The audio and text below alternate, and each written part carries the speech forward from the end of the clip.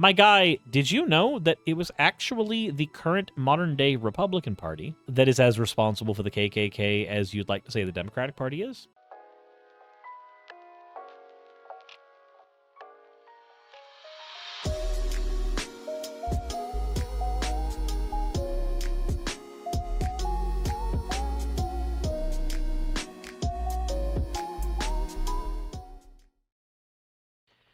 Guys, Florida. That's all. Florida. That's the video. That's the beginning of it. That's the end of it. I don't have to give any context. That's all it is. I've said all there is, and you can fill in the blanks yourself, and you'll know exactly what's going on. Probably. Make your own Florida fan fiction, and it'll probably be close enough to reality. Just add enough crocodiles and rabid Republicans, and you'll probably get it right. But let's go ahead and get to the fan art section first before we get into Florida. Guys, this bit of fan art is from Wolfos4T. Slime Suris keeping an eye on my paperwork tonight. Why is Slime Suris so eye?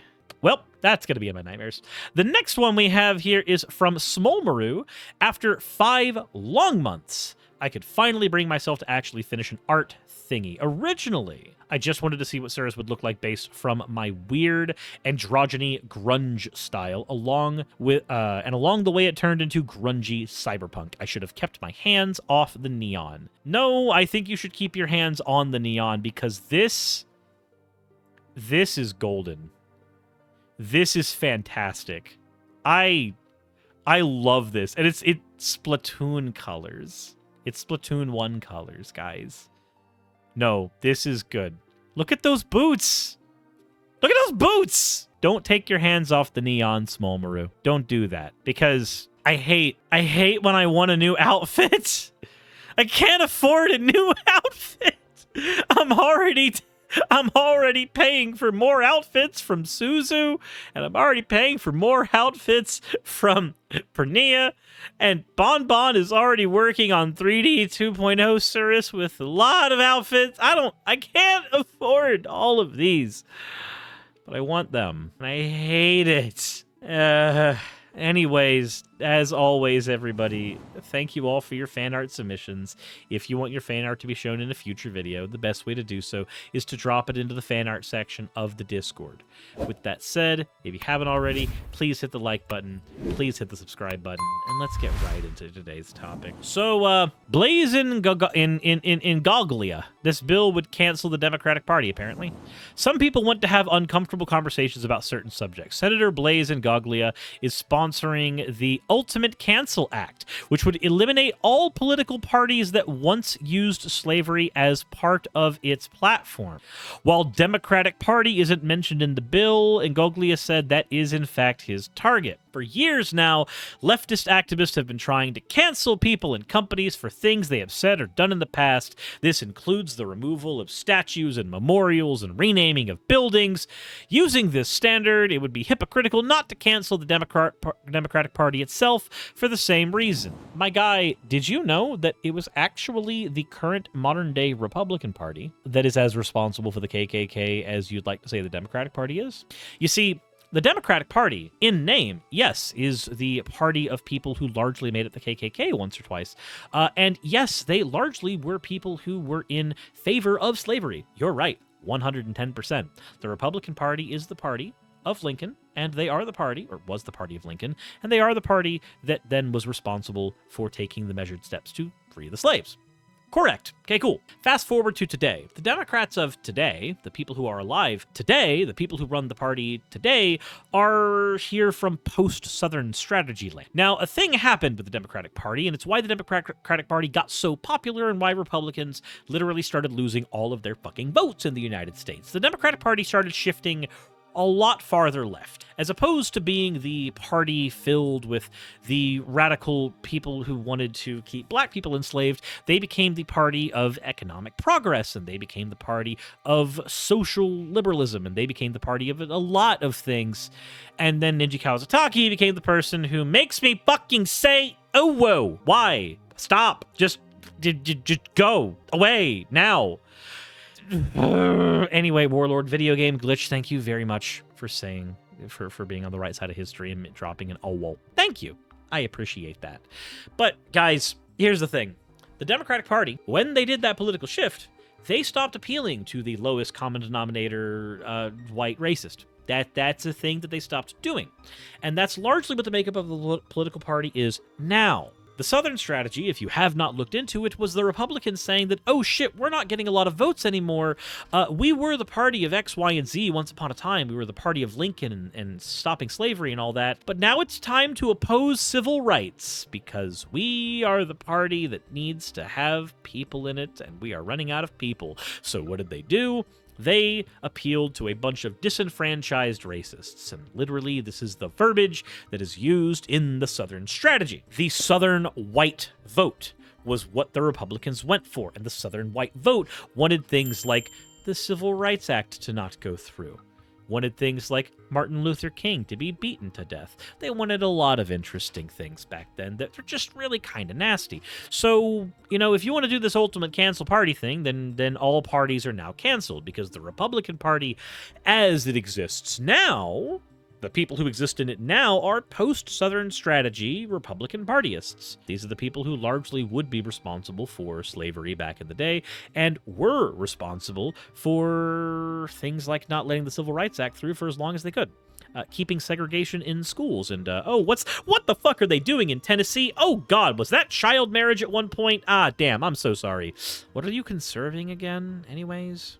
Not really important. So, don't do this. Don't make this stupid thing happen. Your entire party will go away as well. But let's continue.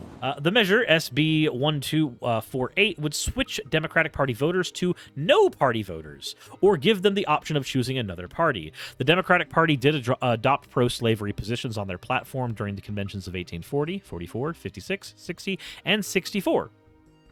Indeed, the Democratic Party's beginnings were rooted in states' rights, including slavery. The party split during the Civil War, with Southern Democrats favoring slavery in all its territories and Northern Democrats arguing that it should go to a popular vote. The split triggered a long process in which party ideology shifted from the Republicans being the more liberal party to the conservative GOP we know now, which culminated in the 1960s through the 80s, based in at least part on the civil rights movement. God damn it! I didn't even read that far in the article, but man, hip firing basic ass known information just works, doesn't it?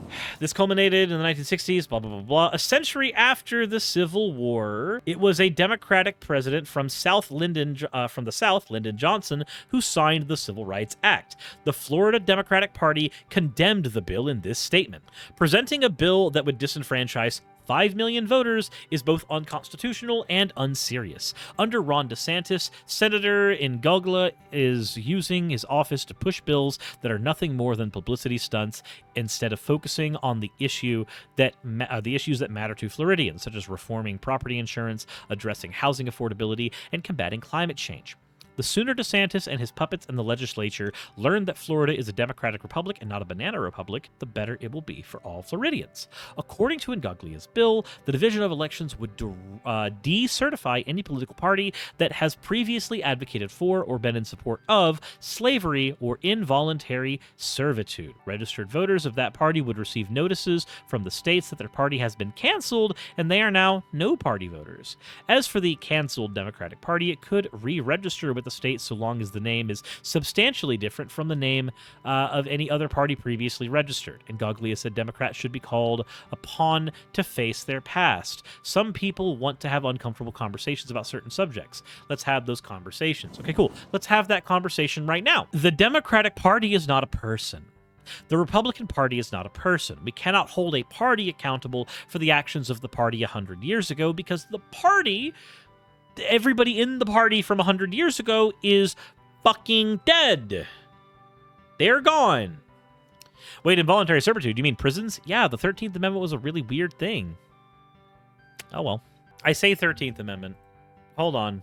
Yep, 13th Amendment. Just double checking that my shoddy memory wasn't still making me absolutely terrible. But yeah, no.